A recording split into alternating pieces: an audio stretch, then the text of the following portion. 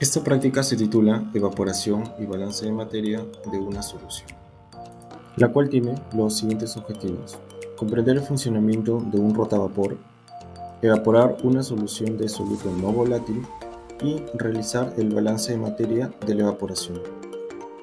La evaporación es una operación que consiste en la adición de calor a una solución para evaporar el disolvente.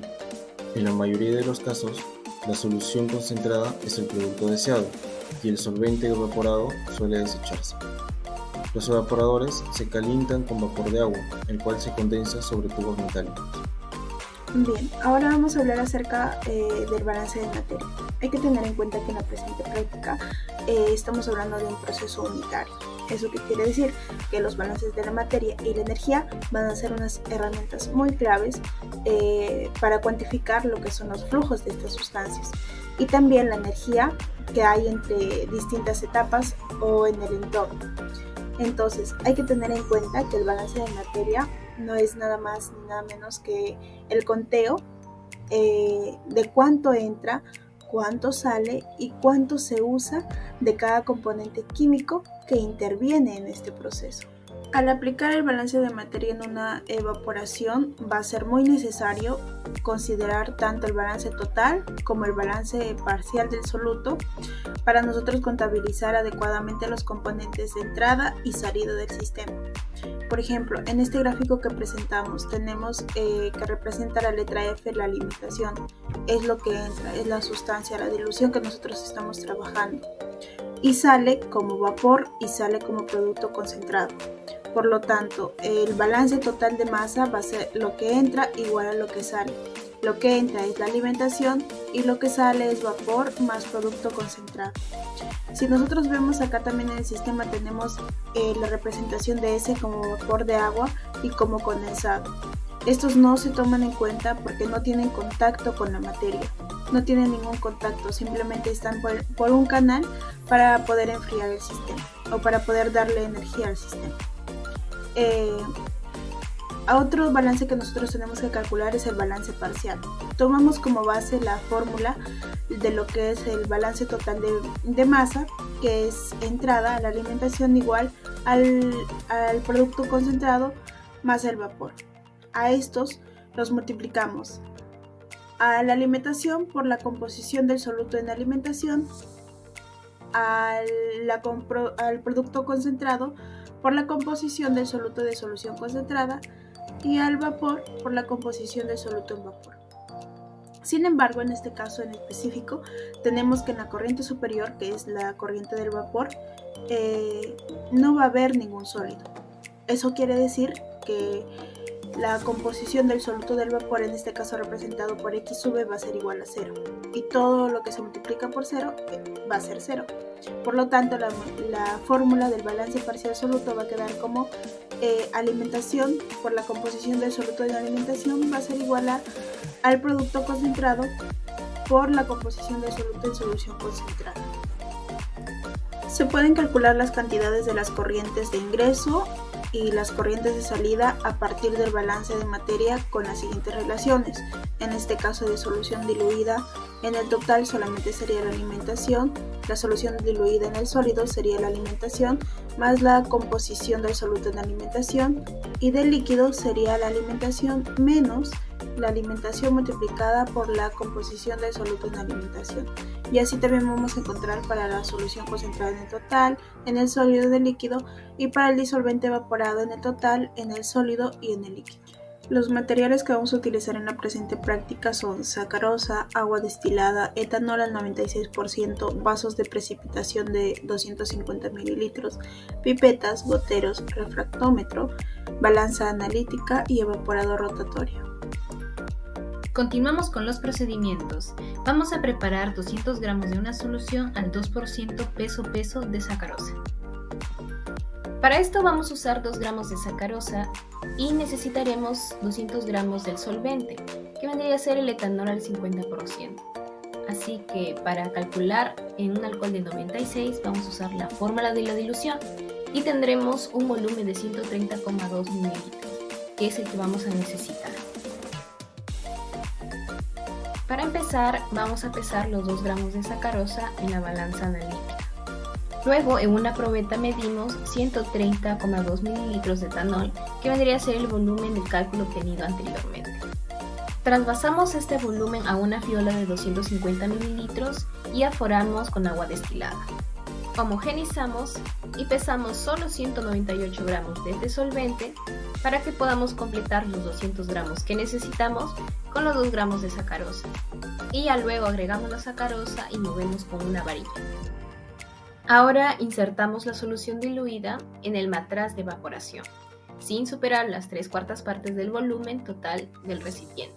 Para apreciar la evaporación utilizaremos un equipo llamado rotoevaporador, en donde tenemos que ajustar ciertas condiciones en la tabla de control. Tenemos que encender el baño termorregulado, donde la temperatura es termorregulada por el termostato electrónico y no excede de 35 a 40 grados centígrados. También el sistema de rotación, el cual va a asegurar una buena mezcla de solución, y se tiene que ir reduciendo la presión mediante la bomba al vacío. Transcurrido 45 minutos de funcionamiento, tenemos que retirar el matraz con la solución concentrada y luego lo trasvasamos a un vaso de precipitado. Finalmente lo llevamos a la balanza analítica para obtener el peso de la solución concentrada. Cálculos y resultados. Tenemos la determinación del balance parcial en soluto. La fórmula es F por X de F es igual a L por X de L más V por X de V, pero en este caso X de V va a ser 0, ya que es un soluto no volátil, por lo cual la fórmula va a dar que F por X de F es igual a L por X de L. Para saber en este caso el valor del volumen de solución diluida, lo vamos a calcular mediante la fórmula del peso de solución, que es igual al peso del soluto más el peso del solvente. El peso del soluto en este caso es 2 gramos de sacarosa, el peso del solvente es de 198 gramos, pero que de alcohol de 96, por lo cual nos va a dar 200 gramos. Para saber en este caso X de F, que es el porcentaje soluto en solución diluida, vamos a utilizar la fórmula de peso-peso, que es peso del soluto entre peso de solución multiplicado por 100, que nos va a dar un valor de 1% o 0.01. Al tener estos valores, también necesitamos saber el volumen de solución concentrada, que es de 141,2, para así reemplazar en la fórmula y poder averiguar el porcentaje de soluto en solución concentrada, que es el X de L, que nos va a dar 0.014 o 1.4% de peso-peso. También vamos a utilizar la fórmula de determinación de balance total de masa, que en este caso es V es igual a F menos L. Al reemplazar los valores nos sale que el volumen de vapor condensado es de 58,8. En la siguiente tabla podemos observar las fórmulas para calcular el balance de material total, el balance de material sólido, el balance de material líquido, tanto de la solución diluida como la solución concentrada y el disolvente evaporado. En la siguiente tabla podemos observar los datos que se obtuvieron en la práctica. La velocidad de rotación fue de 40 RPM, la presión de trabajo fue de 200 y se terminó con una presión de 70. La temperatura de trabajo fue de 40, el volumen de solución diluida fue de 200, el volumen de solución concentrada fue de 141,2, el volumen de vapor condensado fue de 58,8, el porcentaje de soluto en solución diluido fue de 1%, el porcentaje de soluto en solución concentrada fue de 2%. Con esos datos y las fórmulas ya antes mencionadas en la tablita, procedemos a calcular en este caso la solución diluida, en este caso de materia total, que nos dio un valor de 200, en material sólido nos dio 2, en material líquido nos dio 198. En el caso de solución concentrada, en materia total nos dio un valor de 141,2, en material sólido un valor de 2 y en material líquido 140,8. En el disolvente evaporado, materia total fue de 58,8, en sólido fue de 0, en líquido fue de 57,14. Discusión. Teniendo en cuenta el artículo titulado Una mirada a la evaporación como operación en la industria química, se puede decir que la evaporación es una operación unitaria que ha cobrado gran importancia en la industria debido a que puede disminuir los costos del transporte de fluidos, sin alterar las propiedades físico-químicas de la sustancia. Durante la evaporación del solvente, la concentración de la solución crece y propiedades como la densidad y la viscosidad aumentan con el contenido de sólidos hasta que la solución se transforma en saturada.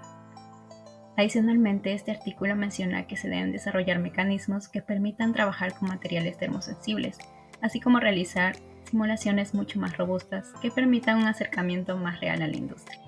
Tomando en cuenta este artículo, podemos decir que la clave de la efectividad está en el control de las variables de evaporación, ya que para cada sustancia y solvente empleado va a ser distinto.